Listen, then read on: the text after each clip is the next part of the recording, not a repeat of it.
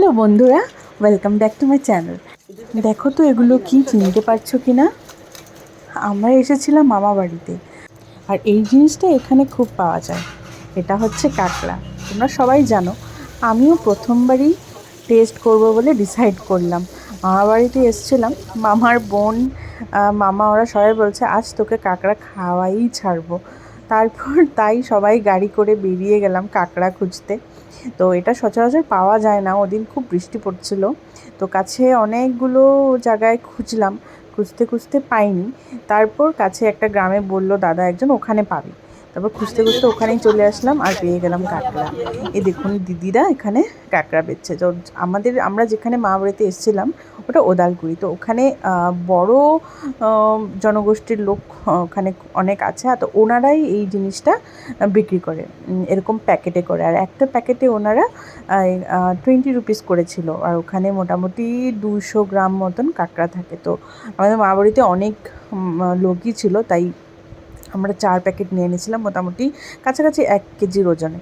তো ওই কাঁকড়া জিনিসটা কাটাটা খুব কঠিন, তাই ওরা এই যে এই কাঁটাগুলো মুখের সামনে যেটা মানে কাঁটাটা থাকে, যেটা দিয়ে কাঁকড়া নাকি মানে কামড় দেয় বলে, চিমটি মতন কাটে বলে, তো ওই জিনিসটা ওনারাই কেটে ফেলে। ওনারা খুব টেকনিক্যালি এই জিনিসটা খুব সুন্দরভাবে ওরা এটা কেটে দেয়। ওনাদের আমি জিজ্ঞাসাও করেছিলাম যে আপনাদের ভয় লাগে না এটা কাটতে, কিন্তু বললো যে না, এটা ধরতে জানতে হয়। তো আগের ওরা যেটা দাঁত, যেটা সামনের দিকের দাঁতটা, ওরা সুন্দর করে এটা কেটে পরিষ্কার করে দেয়। আর যেটা পাগুলো আছে বললে ওটাও কেটে দেয়, কিন্তু ওরা বলছিল যে না, আপনারা এটা পারবেন, ঘরে গিয়ে পাগুলো কেটে নিলে হয়ে যাবে। তো শুধু ওনারা এই দাঁতগুলোকে কেটে দিয়েছেন। তো নিয়ে চলে আসলাম, আর মামি এটা গামলাতে ঢেলে নিল। এই দেখুন কাঁকড়াগুলো কীভাবে হাঁটছে, আমার খুব ভয় করছিল, কিন্তু মামি জানি না কি সাহস, মামি সুন্দর করে ধরেই দেখুন কি করে পাগুলোকে এরকম করে ধরে এইগুলোকে কেটে নেয়। দেখুন না, কাঁকড়াগুলো চলেই যাচ্ছিলো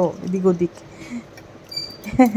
এইভাবে কেটে নিতে হয় সুন্দর করে, পাগুলো ফার্স্টে কেটে নিতে হয়, তারপর একটা একটা করে আবার ওগুলোকে আরও কিছু, ওইটা যেটা হার্ড, যেটা কভার থাকে ওটাকে কেটে নিতে হয়। দেখুন কাঁকড়াগুলো এদিক ওদিক ছড়িয়ে যাচ্ছিলো, আমি বসে বসে দেখছিলাম। এই দেখুন একটা কাঁকড়া ওখানেই ঝাঁপ মেরে চলে যাচ্ছে, একটা এদিকে চলে যাচ্ছে, কিন্তু মামি খুব সাহসী যে এগুলো কাটতে পারছে। একটা তো চলেই গেছিলো, তো ওটাকে আর খুঁজে পাওয়া যায়নি। এই দেখুন এইটার দাঁতটা ছাড়াতে ওই দিদি ভুলে গেছিলো হয়তো, তো মামি এটা কেটে নিল। এটা এক্সট্রা করে মানে ওটা ওটা লাইক নাকি যেটা লেগ পিস হয় চিকেনের, ওরকম টাইপের হয়, ওটা একটু এক্সট্রা করে ওটা বানাতে হয়। আর এই যে এটা হার্ড শেপের জিনিস, রাউন্ড যেটা, ওটাকে এক্সট্রা করে রাখছিল মামি।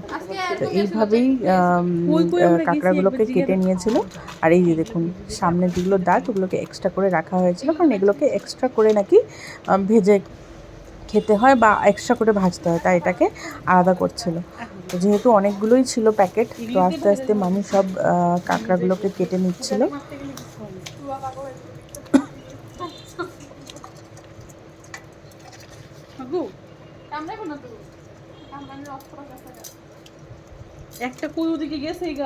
এবার কাঁকড়াগুলোকে কাটার অনেক টাইম লাগে, এগুলো খুব পরিষ্কারভাবে কাটতে হয়, একটার পর একটা। দেখুন চলে যাচ্ছে, বারবার চলে যাচ্ছিল।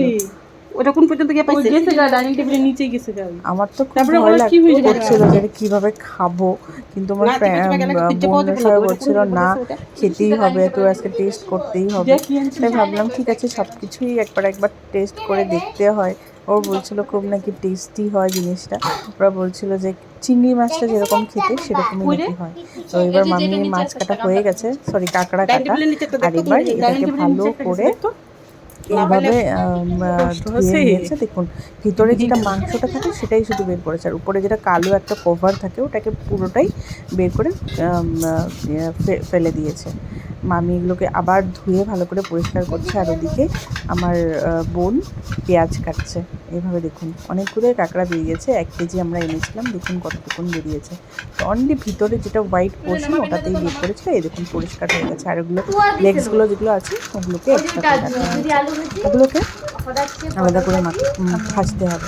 এবার ওই কাঁকড়াগুলোকে নুন আর হলুদ দিয়ে সুন্দর করে মেখে তারপর ওগুলোকে তেলে ডিপ ফ্রাই করতে হবে। এই দেখুন মামি এগুলোকে কি সুন্দর করে মাখছে। আর এই পাগুলোকে এক্সট্রা করে নিচ্ছে, কারণ এগুলোকে আগে ভাজতে হয়, ডিপ করে ওগুলোকে আগে ভেজে নিয়ে তারপর এগুলোকে ভাজতে হয়। দেখুন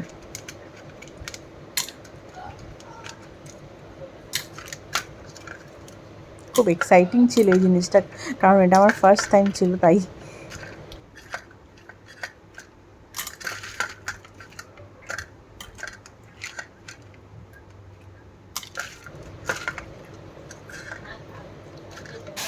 এবার কড়াইতে ওই যেটা লেগসগুলো ছিল, মানে সামনের কাটাগুলো যেগুলো এক্সট্রা করে রাখা হয়েছিল, ওগুলোকে ফার্স্টে ভেজে নেওয়া হচ্ছে।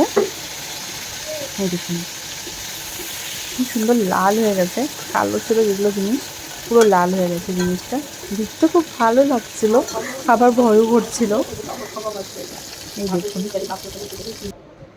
হ্যাঁ, এগুলোকে ভেজে এবার এক্সট্রা করে বাটিতে নামিয়ে নিয়ে তারপর এই তেলেই আবার যেগুলো হার্ড শেপের যেগুলো জিনিস আছে ওই জিনিসটা তেলে ফ্রাই করে নিতে হবে। এই দেখুন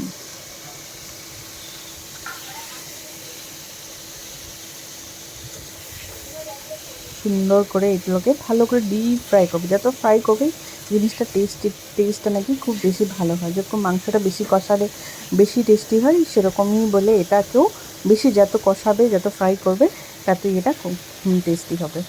এবার এটা ফ্রাই হতে হতে আমরা সাইডে আরেকটা কড়াই নিয়ে নিব, ওখানে তেলটা গরম করে নেব।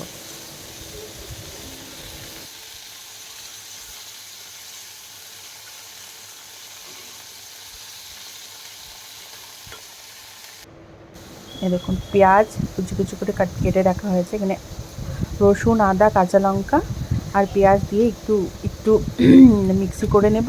আর বাকি পেঁয়াজটা আর টমেটোটা যেটা রয়েছে ওগুলো তেলে আগে ফ্রাই করবো, আর পরে এই পিসটা দিয়ে দিব। তাহলে যেটা গ্রেভি হবে ওটা খুব স্টিকি হবে আর কি। এবার কড়াইতে যেটা তেল গরম করা হয়েছিল এটাতে তেজপাতা, গোটা জিরা, আপনারা মাংসতে যেগুলো যেগুলো ফোড়ন দেন যেসব গোটা জিরা, তেজপাতা, শুকনো লঙ্কাও দিতে পারেন। এবার শুকনো লঙ্কা দিইনি, শুধু তেজপাতাটা জিরাটাই দিয়েছিলাম। এবার কুচনো পেঁয়াজগুলো এটাতে দিয়ে দিব, তারপর ভালো করে ব্রাউন যত পর্যন্ত ফ্রাই হবে সেরকমভাবেই, যেরকম মাংসটা আপনারা রেডি করেন সেরকমই এটাও ওইভাবেই নাকি রান্না করতে হয়। এবার পেঁয়াজগুলোকে ফ্রাই করা হচ্ছে।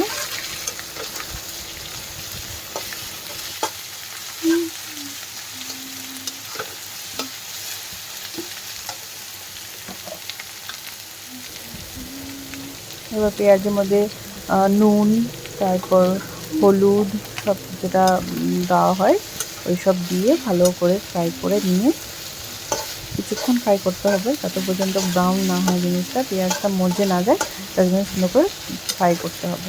এরপর ফ্রাই করার পরে যেটা দেখুন ওই যে জিনিসটা ছিল কাঁকড়ার, ওই কাঁকড়াটা এরকম ফ্রাই হয়ে গেছে। এখন এই জিনিসটা পরে ওই কড়াইটা ঢেলে দেবো।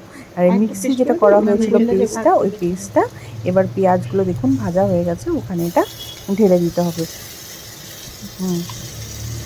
ওইটুকুনো আমরা এখানে ঢেলে দিলাম। তারপর ঢেলিয়ে আরেকটুক্ষণ কষিয়ে যখন তেলটা ছেড়ে যাবে, তেল ছাড়া পর্যন্ত ওটাকে ভেজে তারপর ওই যে ভেজে রেখেছিলাম কাঁকড়াগুলো ওগুলো এখানে ঢেকে দিয়েছি। আমি কিছুক্ষণের জন্য সাইড হয়ে গেছিলাম, আমি এটা ঢেলে দিয়েছে, তাই আমি ওটা শ্যুট করতে পারিনি। আর এদিকে দেখুন আমার হাজব্যান্ড আর বোন ওরা মিলে সবাই ইসে করছিল, ডাল বানাচ্ছিল। ওরা একটা ডিফারেন্ট রেসিপি বানাচ্ছিল, ডাল বানাচ্ছিল, ওরা এক্সট্রা করে রান্না করছিল। আর এদিকে মামি এটা কষাচ্ছিল। মোটামুটি কষানো হয়ে গেছে। আর এবার সসপ্যানে একটু জলটা গরম করে ওখানে ঢেলে দিলেই হয়ে যাবে। ওটা কষানো হয়ে গেছে, একটু করে জল, আপনারা যদি বেশি ঝোল খেতে ভালোবাসেন একটু বেশি জল দেবেন, কিন্তু এটা কষা খেতেই বেশি ভালো। তো এটাতে অল্প করে জলটা এখানে দিয়ে দিতে হবে। এই দেখুন কালারটা কি সুন্দর হয়েছে, খুব সুন্দর হয়েছে কালারটা। বাস এভাবে রেখে দিলেই হলো কিছুক্ষণ, তারপরে দেখবেন সুন্দর করে তেলটা বেরিয়ে যাবে, বাস হয়ে যাবে। এই দেখুন হয়ে গেছে।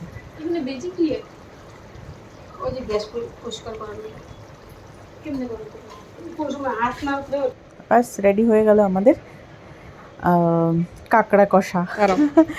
এবার বোন টেস্ট করবে,